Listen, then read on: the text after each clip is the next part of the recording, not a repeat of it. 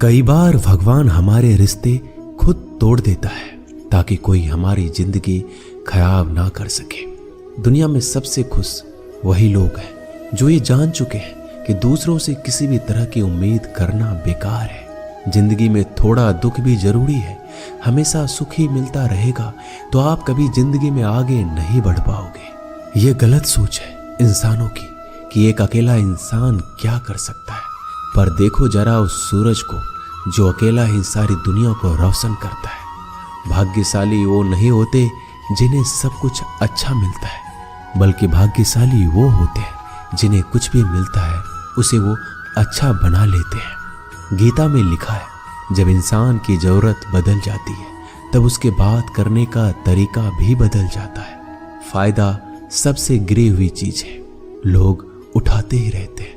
हारता वो है जो शिकायत बार बार करता है और जीतता वो है जो कोशिश 1000 बार करता है। जिस इंसान को हम बेहद प्यार करते हैं वही इंसान हमारा सबसे ज्यादा फायदा उठाता है, क्योंकि वो इंसान जानता है कि हमारी कमजोरी क्या है। इतने समझदार बनो कि किसी को माफ कर दो, लेकिन इतने बेवकूफ मत बनो कि धोखा देने वाले पर दोबारा विश्वास कर बैठो।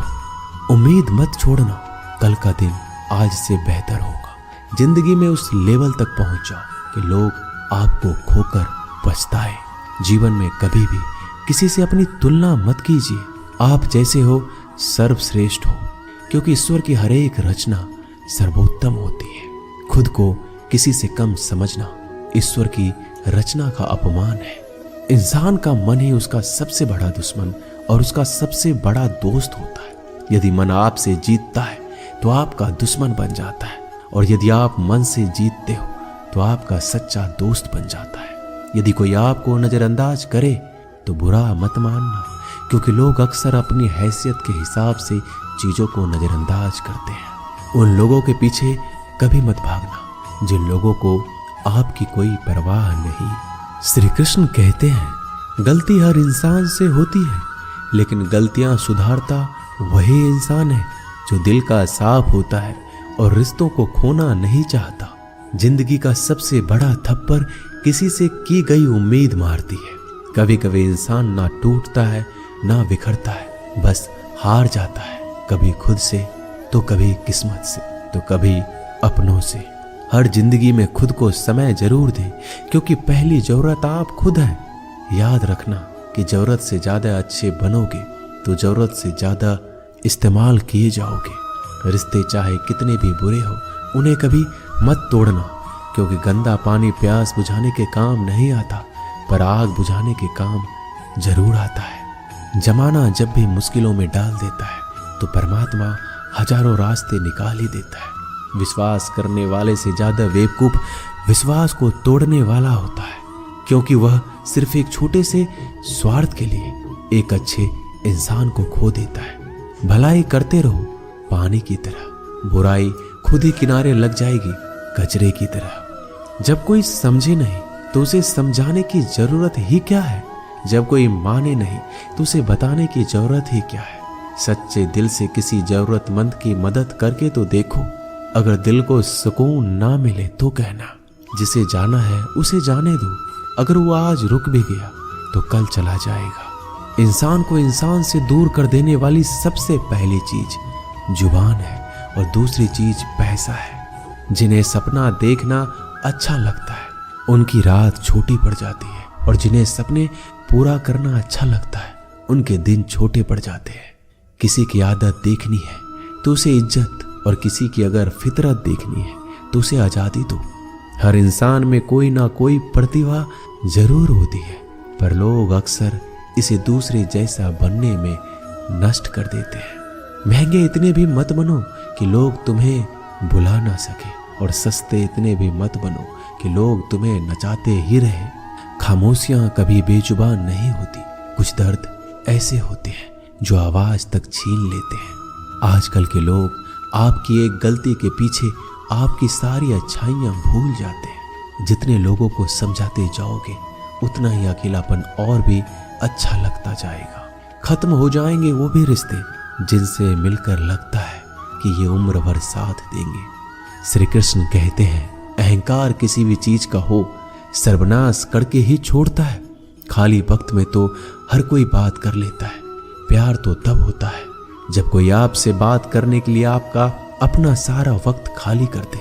सब कुछ ठीक करने का इंतजार करोगे तो बैठे ही रह जाओगे। आप हिम्मत करो, खुद उठो, अपनी जिंदगी में सब कुछ ठीक कर दो।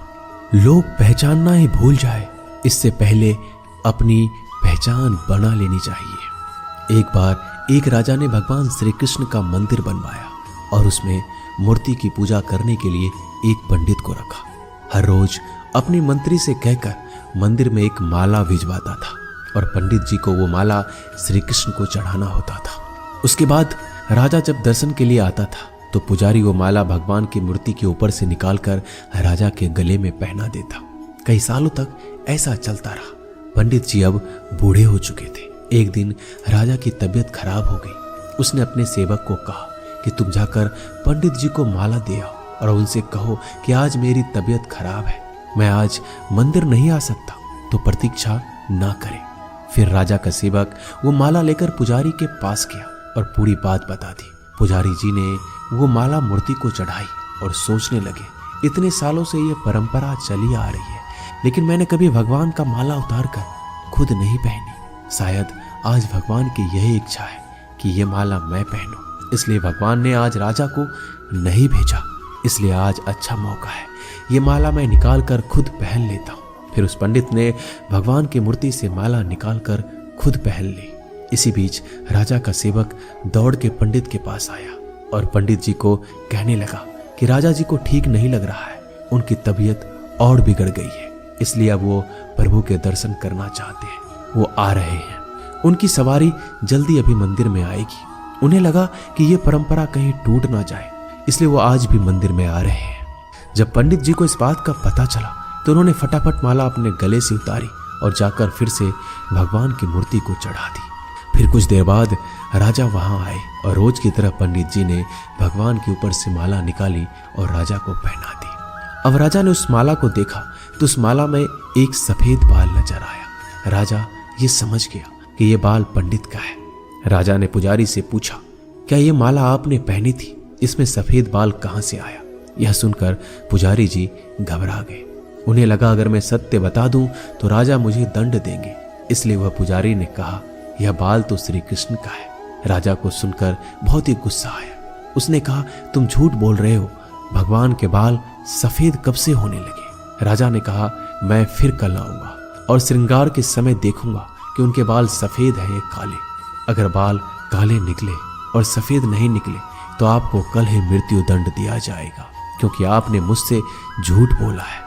राजा ये कहकर वहां से चला गया। इधर पुजारी भगवान के चरणों में गिरकर रोने लगे कि हे प्रभु, मुझे माफ कर दीजिए, मैं लोभ में आ गया था, मुझे लगा मुझे ये माला पहन लेनी चाहिए, मुझे बचा लीजिए, नहीं तो कल राजा मुझे मार देगा।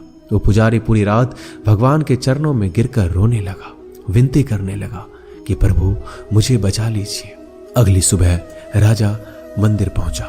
राजा ने भगवान की मूर्ति के ऊपर से मुकुट निकाला और उनके बाल देखे। राजा चौंक गया क्योंकि भगवान की मूर्ति के ऊपर सफेद बाल थे। राजा ने सोचा ये पुजारी की कोई चाल है, इसने मौत की सजा से बचने के लिए भगवान के बाल सफेद कर दिए हैं। राजा यह बाल असली या नकली इसकी जांच करने के लिए बाल तोड़ने लगा। जैसे राजा ने कुछ बाल तोड़े तो मूर्ति में से खून की धारा बहने लगी। राजा भगवान के चरणों में गिर गए और क्षमा मांगने लगे और रोने लगे।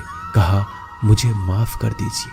तभी मूर्ति से एक आवाज आई, राजा, तूने सिर्फ मुझे मूर्ति माना, इसलिए मैं तुम्हारे लिए सिर्फ एक मूर्ति हूं। लेकिन पुजारी ने मूर्ति में साक्षात भगवान देखा, इसलिए मुझे मेरे भक्त की रक्षा करने के लिए मेरे बाल सफेद करने पड़े और खून की धारा बहानी पड़ी, ताकि मैं समझा पाऊं कि जहां भाव है वहां भगवान है।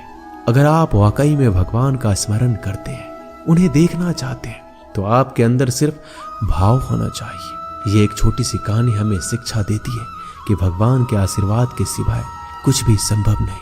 अगर आप सच्चे दिल से भगवान को पुकारते हैं तो भगवान आपकी मदद के लिए जरूर आते हैं। दोस्तों, ये वीडियो यही समाप्त होती है। मिलते हैं अगले वीडियो में।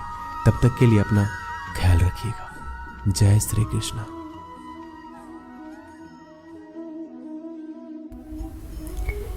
जय श्री राधे राधे। दोस्तों, आज के अध्याय को हम यहीं पे समाप्त करते हैं। महादेव के चरणों में विनती है कि आपके घरों में सुख और शांति का वास हमेशा बनाए रखे। जय श्री राधे राधे। जय महादेव।